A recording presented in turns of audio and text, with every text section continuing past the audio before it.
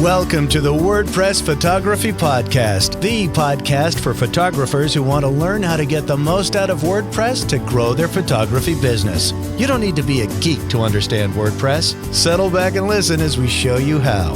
Now, here's your host, Scott Wyden-Kivowitz. Welcome to episode 9. My name is Scott Wyden-Kivowitz, and I'm joined by my co-host Rachel from Photoscribe. Hey, Rachel. Hey, Scott. How are you? Good. How you doing? Good. You get hit with that crazy snowstorm? No, we didn't. Here in Boston, we totally missed it. And last year at this time, we had like 4 feet of snow. So I'm really excited that we got missed. Yeah, we got hit with about 2 feet, I think just over 2 feet, and we were snowed in for a couple of days. And now I see green on the grass again because it's been raining for the past few days. So today we have Chamira Young on the show. Chamira is a self-proclaimed art nerd, Photoshop geek, and photographer with an obsession for productivity and creativity. Chamira can be found teaching online through her website, through her podcast, Pro Photographer Journey, on Udemy, Tuts Plus, and now she's a regular on PhotoFocus, which is one of my top 3 favorite podcasts. Then you got to add our own podcast on top of that, so I actually have 4. But you know, top 3 of not my own podcast. And her goal is to help empower individuals and small businesses to become more successful with as many tools and as much knowledge as she can provide. So welcome to the show, Chamira. Thank you for having me. I'm so excited to chat with you too. Yeah. Welcome. We're very excited. And I love your mission statement. I feel like that's a really powerful stance to have, and you definitely live what you preach. So we appreciate you being here. Oh, thank you for that. Definitely. So before we get into what's going on in your world, let's talk about a little bit of WordPress photography-related news. So just yesterday, at the time of the day we're recording this, which will be on the show notes page, WordPress released 4.4.2. Now, it's kind of funny. I think this is the second time since we started the podcast that a WordPress version has been released. Yep. Or maybe third time, in fact. Yeah, no, we did 4.4, then 4.41, which was a security, and now we're on 4.42. So you can see how quickly these things are changing and need updating. Yeah, so the 4.4 is that's a 1-point release, and that's a little bit faster than a major release being 4, 5, 6, something like that. So 4.4 was a 1-point release. This is like sort of like a double point, really. So those come out faster if they're security fixes or bug fixes. And this one is a minor fix. It should not break any site functionality. It contains 17 bug fixes that were reported in version 4.4 and 4.4.1. And I don't know if you've seen it, but Matt Mullenweg, who whoops, sorry. See, I'm telling you, today is just going to be one of those days, guys. So Matt Mullenweg, who invented WordPress, just recently did an article, and I think it was on WP Tavern, about why they do 3 or 4 point releases every year, and if WordPress isn't moving too fast. But if you're interested in it, and I'll find the link for the show notes, but it's a good discussion about why WordPress keeps changing to keep up with what's going on in the world. Right. Yep. Yeah, we'll be sure to include that in the show notes for sure. So again, like a little bit of technical lingo here. Make sure you back up your sites before you do this update. Yes, it should not break your site, but do it anyway. Back up your site. Okay, but let's move into a little bit of photography news related to WordPress. So first is a Glow magazine is now available. I have it right here. It's gorgeous. I have mine here too. Where'd it go? Where'd it go? There it is. There it is. So if you're watching the video, you can see Rachel and I both have the magazine on our desks. A Glow magazine is from the amazing design team at Design a Glow. And they're friends of ours. They're fantastic. So this magazine is going to be great for design and photographic inspiration. And the reason why I think that this is related to WordPress is because you can relate the design inspiration in the magazine to your WordPress website. And the Design a Glow team also has some WordPress templates for photographers using the Pro Photo theme. Yes, and they're beautiful. They are quite beautiful.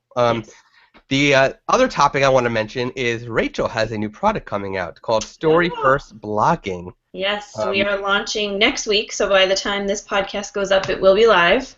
And they are blogging templates for photographers. So this was my first product launch, and it was a definite interesting experience. But I used WordPress and got it all up to where I wanted it to be. So we will see what happens. But thank you for that, Scott. Yes. So yeah, definitely check that out. That'll be in the show notes as well. Great. So Chamira, what's going on in your world?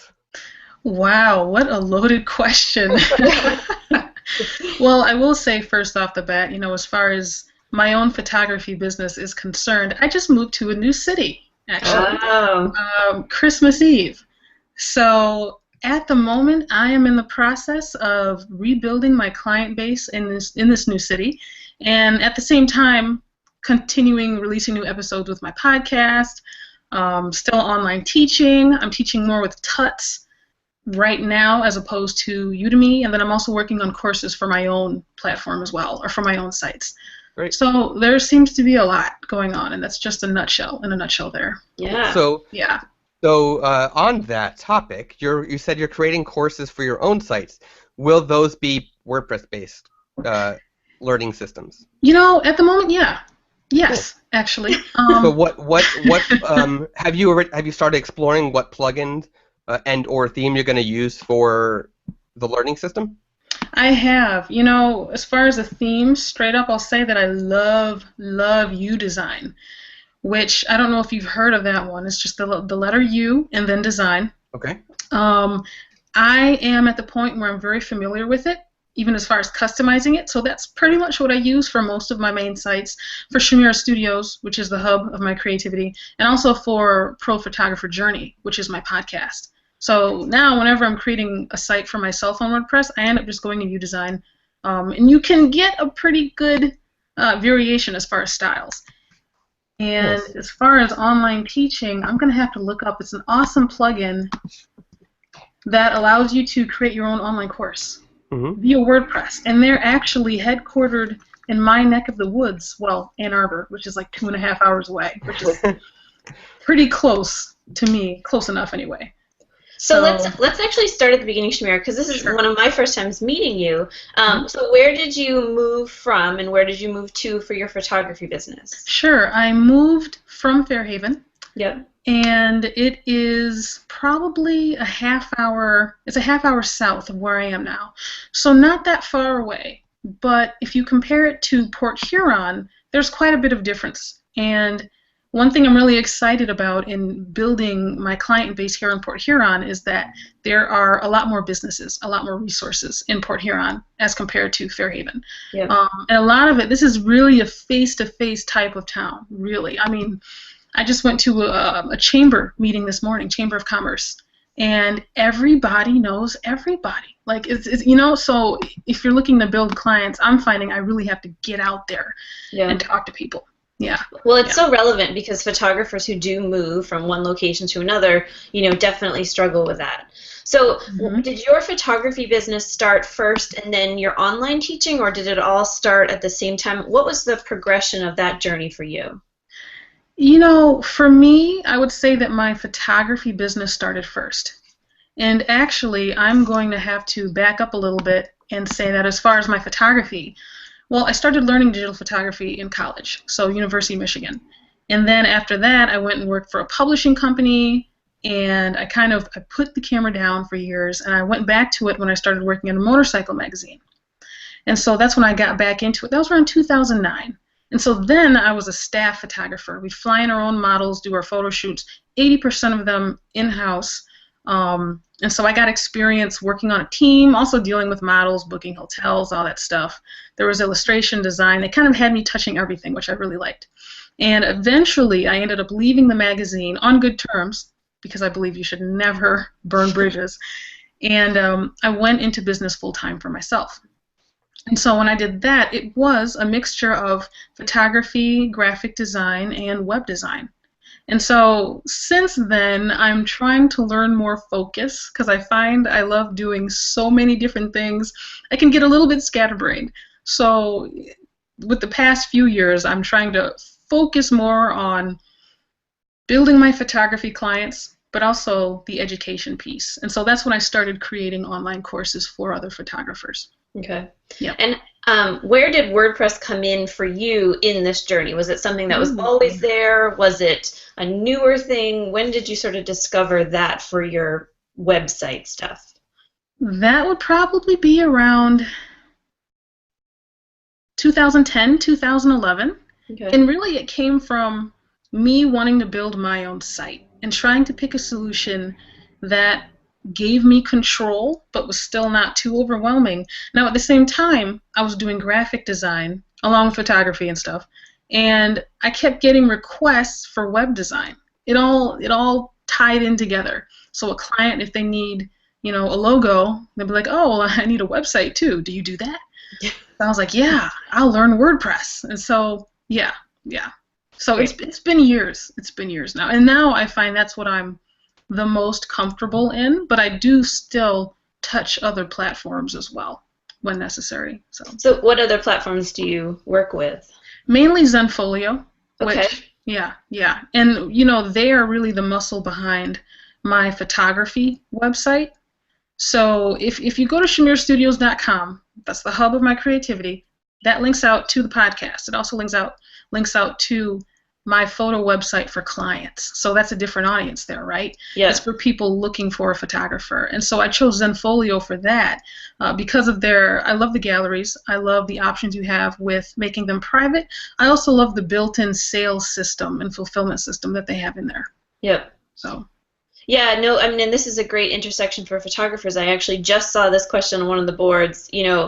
I'm moving from Zenfolio, where should I go? Mm-hmm. And so the next logical step in my mind is WordPress, but you would design for Zenfolio websites, correct? Yes. And, I really want to clarify that, okay, we'll have to back up to about 2012. I was using Zenfolio for my own site, and this is where I got into designing Zenfolio sites. After I created my own, I realized at the time, to be honest, the Zenfolio themes, templates they were offering, there was a bit lacking there, and that was a lot of the feedback they were getting. And so I decided to create a site called Zenjoyable that would essentially, I created themes where you could purchase a theme that would work on your Zenfolio site. Oh, interesting. Great. Yeah. So I've always been completely third party. I've never been paid directly from Zenfolio. I've never been an employee or even an independent contractor. Although when I started Zenjoyable, I'm like, maybe I should write Zenfolio. Like, hey, what's up? This is what I'm doing. And I figured if they had a problem with it, I'd rather we cross that hurdle earlier than later. So I sent them an email, and I kind of threw in there, like, if you want to promote my site to your audience in your newsletter, that would be awesome. And they did. Wow. They were totally cool with it. And since then, we've had a good relationship. They flew me out to meet the crew. I think it was a year later for one of the big photography conferences. I think why am I blanking? It wasn't WPPI. It was the other big one. Imaging? Yes, Imaging USA. Thank you. and that was cool because I got to meet the crew. I got to work alongside them in their booth and talk to their customer base. There was a need for that, was what you saw. There was people who wanted to be on Zenfolio sites with the power, but they didn't have the design capabilities. And this was all before Squarespace, I think, correct? Yeah. Yeah. Do you have any thoughts on Squarespace filling that niche, or do you really stick with the Zenfolio WordPress sort of duo? Right now I stick with 9 times out of 10. Well, it depends on who I'm talking to. Yeah. Because I tend to recommend Squarespace to other small business owners who may not necessarily be in the photography space. But at the same time, I have some friends who use Squarespace for their portfolio website, although I have never designed in Squarespace, so I don't know the ins and outs, as far as how well they serve photographers. And I also just want to add really quick that, you mentioned at the time there was a need for Zenfolio, for me to be designing third-party Zenfolio themes. I have since closed down Zenjoyable.com because Zenfolio, they have really improved the themes that they offer, the templates that they offer. And I really authentically felt like there was not a need so much anymore. But I still have a relationship with Zenfolio. I'll actually be doing a webinar with them showing people how to design their website coming up this month in February. So awesome. We still keep in touch. And my podcast was born out of my site is enjoyable, actually. So that's great. its own thing, and I'm still doing that. So, so here's a question, and this is this happens in the WordPress space as well. Zenfolio themes, their designs for their websites are not responsive, meaning they won't adjust on mobile. And search engines now favor websites for ranking-wise for SEO that are responsive. And they're like I said, it happens in the WordPress space. One of the most popular photography themes for WordPress is not responsive. So a lot of photographers on Zenfolio platform and on this specific theme are in a way getting hit with an SEO penalty because they're not obeying what the search engines are saying is what they want. So what are your thoughts on the fact that both whether it's WordPress or Zenfolio not being responsive? Do you think these developers need to get up to date, or do you think that the photographer should find somebody who can make it responsive using some custom design code? You know, I think they do need to get up to date, honestly. Now, I will say that Zenfolio has quite a few changes that they have rolled out, especially in the past year, and they have some new upcoming ones. Now, I'm supposed to have a powwow with them online in the next couple weeks to get more of those details. So I honestly couldn't tell you, if and when it's coming. I feel like it's more a matter of when. That's how I personally feel, because more and more. Yeah, because it's becoming something that you have to have at this point. Yeah. I mean, more and more people are looking at websites on their mobile device. Yep. So, I mean, to say that that's something that Zenfolio is not going to ever do, that would be far out there. I feel like it's a matter of time. Yeah. So, and this may be something that we address on the webinar as well. Great. We'll definitely link that in the show notes so that our listeners can. So you're in a similar situation that I'm in. You have a photography business, right, where you're serving services photography to consumers, right? They're either buying prints or they're hiring you to photograph something. But you also have education for other photographers. So my website fell into this sort of trap where I had the same issue. I'm offering services and I am educating photographers. And I actually found that I got more clients because of it, which was interesting because they thought the education that I was doing acted as social proof. And they thought that it validated the fact that I know what I'm doing, and it got me more business. But so I don't see it as a downside to do that because I'm proof that it can work. It may not work for everybody, but it can work. Right. My question to you is, when you're laying out a website now, and this is coming at you because you've done design work. When you're laying out a website, if you're in a situation like that, what would you do to work around the confusion of 4 photographers versus 4 clients?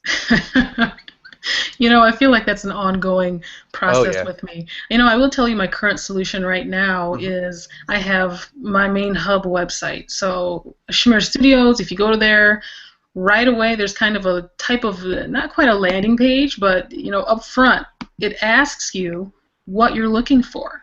So if you're looking for photography services, head here. If you're a photographer looking for education, then click here, and it'll take you to the podcast site. So, and if you're a client looking for a photographer, it'll take you to my portfolio site. And I found that sometimes one person may fit into more than one category for me. So, example, I was at a chamber meeting this morning, and I met a young woman who could be a potential client. She works with hotels, and it's like, hey, I'll photograph your hotel. You're just building one 2 minutes from my house. So she could be a potential client. At the same time, she's an aspiring photographer who does events. And so in the same conversation, I said, well, I run this podcast that's going to help you get your business up and off the ground. And so for her, I gave her my business card that has Chamira Studios on it. So when she hits my website, she will be able to, in one click, get to the podcast if she needs to. Right. And if she wants to see my work, then that's one click to see my portfolio. Yeah. No, what you're doing is you're funneling people to a certain area. This is actually, we talked about this in episode 6 with Brian Caparici. Was this like the funneling idea of making sure that whoever goes to your site has a clear path to wherever you need them to go. Right. And actually, the Youngrins, who we talked with in episode 7, I think. Erin? No. Rachel. 5. Yeah. So, yeah, that's right. So, oh man, how are we supposed to wait till we get to 100? How are we gonna remember these? I'm already losing track, and it's only episode 9.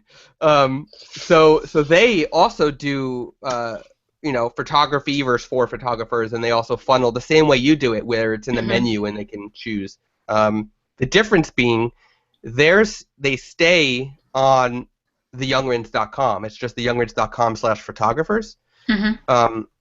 Whereas you're funneling people to basically a different site, so to speak. Yes. Now the branding could all be there; it all matches and everything. And in fact, the Youngrins, it is technically a different WordPress site. They use 2 different sites. It's just the theme that they're using and everything they're using matches perfectly. It's cohesive. Which is so important for branding wise. So the funneling approach is a great one. Any other tips that you might have about this approach? Off the top of my head, I think as far as funneling, whatever it is, however you choose to do it, your message has to be crystal clear. Yeah. So I'm still simplifying that process, but it's been through, frankly, trial and error. In the beginning, when people checked out my site, say at my church, people like to see what I'm doing, and they'll come to me and they'll say, years ago, what is it that you do? Like, I saw you have a show, what's a podcast? I don't know what a podcast is, and you take photos, and who do you take photos for? And right there, that was an alert that I really needed to simplify how I was communicating on my site. And so it's got to be as simple as possible, because people get confused very quickly, and if there's any way they can get confused, they will find a way to do so. Yeah. So I love that. I love that you're coming at it from a designer perspective, and I love that you got that feedback from people in your church, people in your world that aren't necessarily clients, because if they're confused, then your clients are definitely confused. So that's Absolutely. a great. So we talked about the Zenfolio versus WordPress, but can you break it down a little bit? So somebody comes to your main hub, which I love how you describe it like that, and then is that WordPress, and then they go to Zenfolio for your photography, and they go to WordPress for your podcast. How exactly is that structured for you? Sure, and actually you just pretty much said it. So if you go to ChamiraStudios.com, it says up front, this is the hub of my creativity. And at the time of this recording, now it may change as I refine my system, but there are 3 buttons. And the first one, it asks them if they're looking for my services and if they want to see my portfolio. So they go there. And if you look at the second button, it's actually for art collectors and interior designers, because I'm an artist as well. Yep. I've tried to suppress my artsy creative or creating art side, and I can't. So I'm doing that. I can't suppress it. So there's a button for them. And then the third button is, are you a fellow photographer looking for resources to improve your business? And there's a button that says start here for that. And so if you click my photography portfolio button, you're taken to a Zenfolio site. Yes. If you click on the art collector button, you're taken to another area within the same site that you started on, which is WordPress.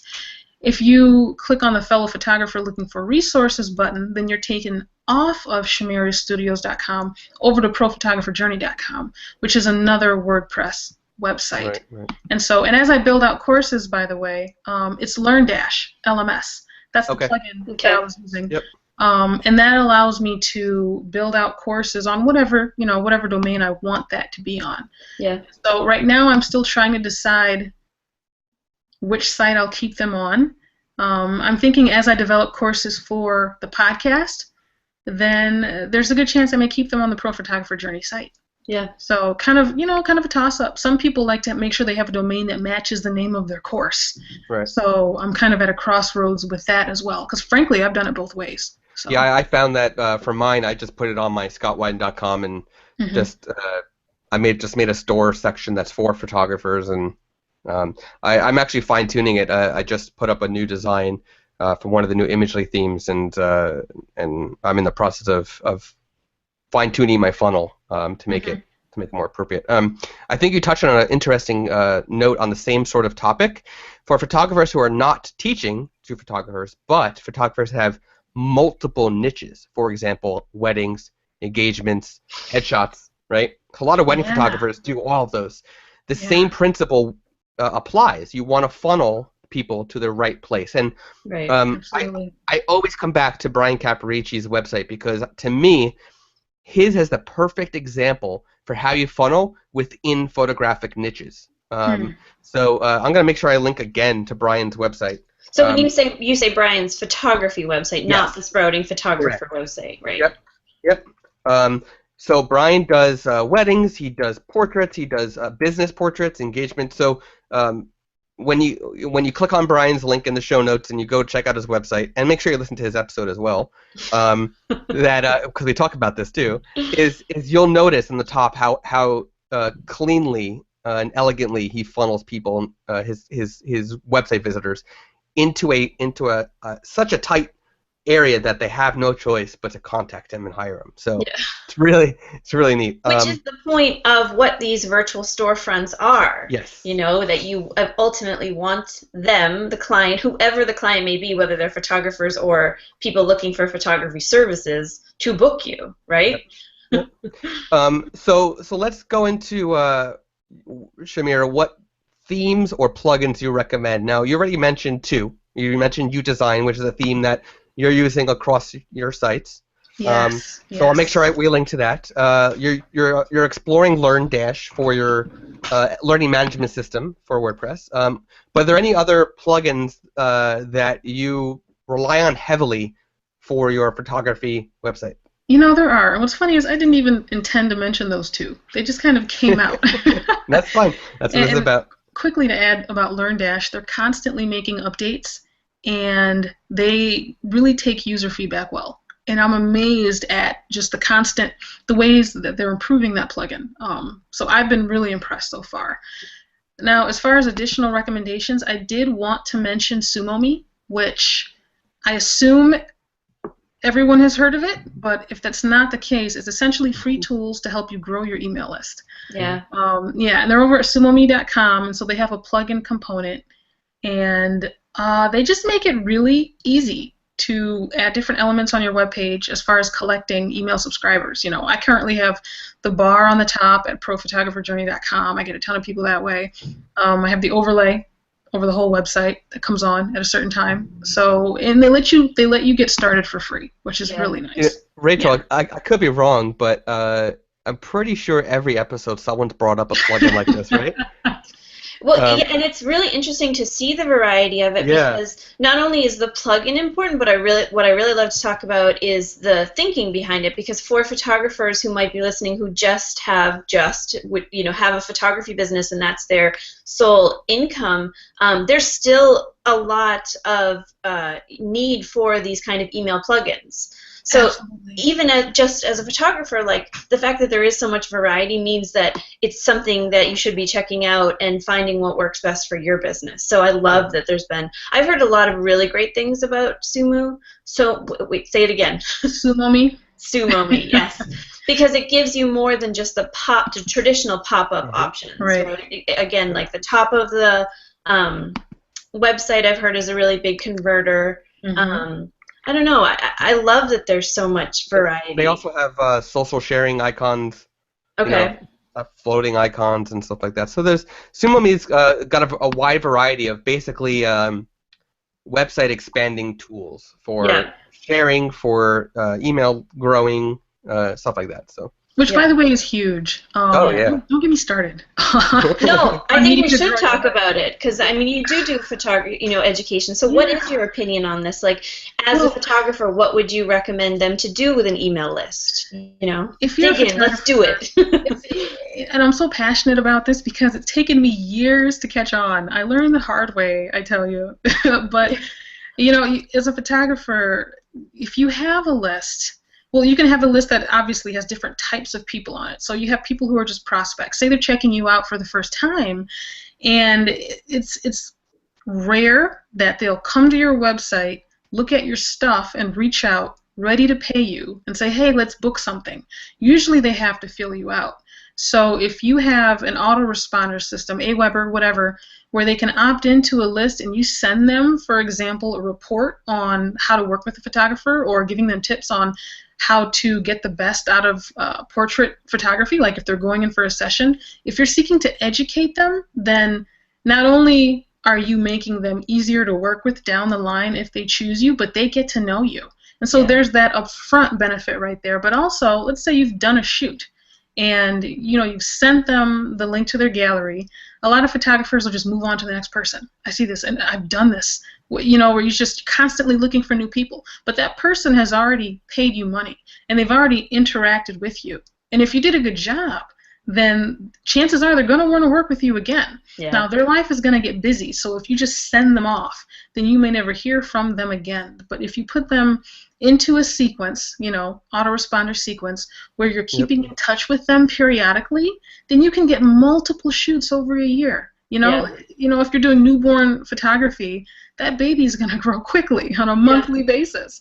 And so you keep in touch with that family because they may want you to do more shoots or, more photos 6 months down the line, a year down the line. The kid's going to have birthdays. If you're doing graduation photography, for high schoolers, well, they're going to get married at some point, or it's just, you can get multiple gigs from one person. Yeah, I do have to say, though, if you are doing autoresponders,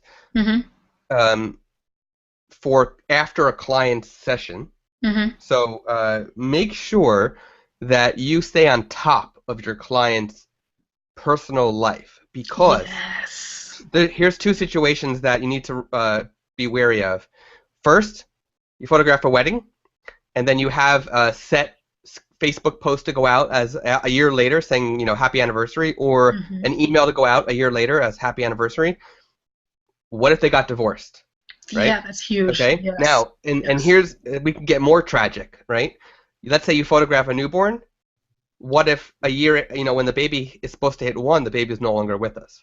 Yeah. Yeah. So, if you're going to do email responders, autoresponders, or if you're going to do social scheduling, I highly encourage you to stay on top of your clients, because you don't want to make the mistake of letting something go out that can bring back bad memories and whatnot. So that's a great point, Scott. Yeah, I'm glad you brought that up for sure. Vanessa Joy taught about the wedding one about 2 or 3 years ago, and I've kept that in my head ever since. And every time I am teaching about this sort of topic, I have to bring it up because it's too important. We actually talked to Chamira Lackey about it. Yeah. We had a long discussion about, because she, in her business model, does only manual pushes and no automatic for that reason.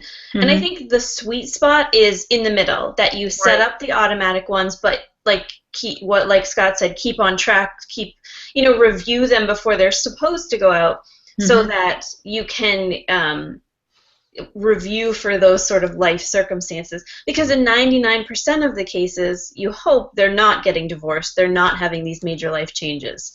So in those cases, those automated emails are gold for bringing them back to you, Sure, and maybe it's even just planning ahead a year for sales that you're having, for example. Hey, it's Valentine's Day, or Christmas, that's a big one. But I agree, trying to automate everything can get a little bit dicey. Yeah. And so, a good mix is helpful. Yeah. What I would suggest for people who want to try to automate the anniversary or birthday style content is make a calendar alert and have a template made, Mm-hmm. so that all you're doing is verifying that everything's okay, and then you're manually posting the content out there or sending the email. All right. Any other plugins that you want to bring up? I did want to mention the one that I'm using for podcasting. Yeah. Blueberry PowerPress, which it's not like I've tried a ton of podcasting plugins out there, but I have been very happy with them thus far. And they make podcasting for me easy. Once I had it installed, set up, my RSS feed and all that good stuff, it's been smooth sailing, and they do give you metrics, and if you pay a fee, they'll give you more extensive metrics. But yeah, I did want to mention them.